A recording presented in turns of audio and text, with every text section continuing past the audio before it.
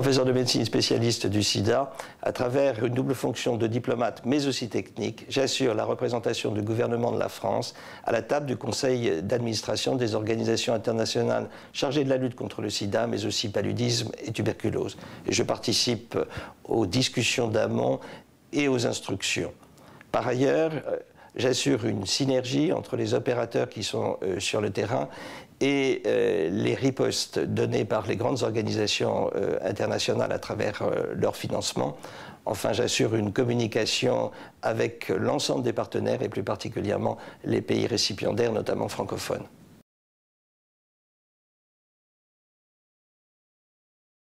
Pour la première fois, le rapport du Programme des Nations Unies contre le sida, ONU-SIDA, montre que la tendance s'inverse.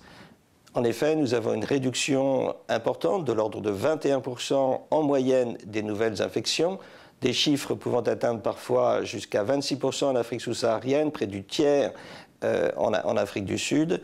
Également en forte diminution au niveau des Caraïbes. Cette tendance est importante, elle se retrouve d'ailleurs au niveau des décès.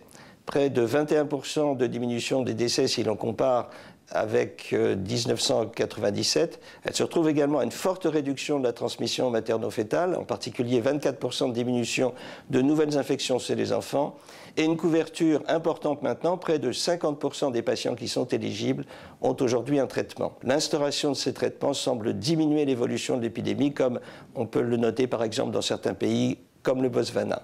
Tous ces signes sont encourageants, mais il faut rappeler, l'épidémie est toujours là. Il y a aujourd'hui 34 millions de personnes infectées.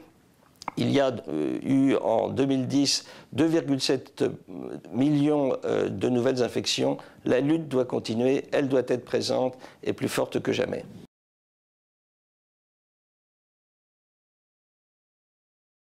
L'action de la France est majeure.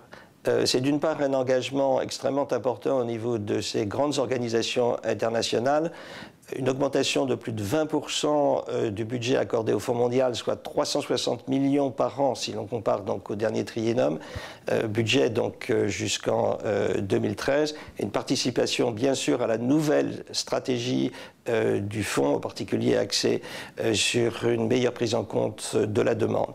Elle est également de 110 millions par an pour le triennum jusqu'en 2013 pour United, et la participation à cette organisation européenne de recherche clinique, ainsi que bien sûr à ONU-SIDA dans ses fonctions de plaidoyer. À côté de cet engagement budgétaire majeur, il faut le répéter, la France également se mobilise de manière à mettre en synergie l'expertise de tous les acteurs opérateurs français, qu'ils soient hospitaliers, universitaires, de recherche ou organisations non gouvernementales, pour faire en sorte que la riposte contre le VIH soit coordonnée au niveau français entre d'une part les actions menées à l'international à travers les grandes organisations et les actions sur le terrain.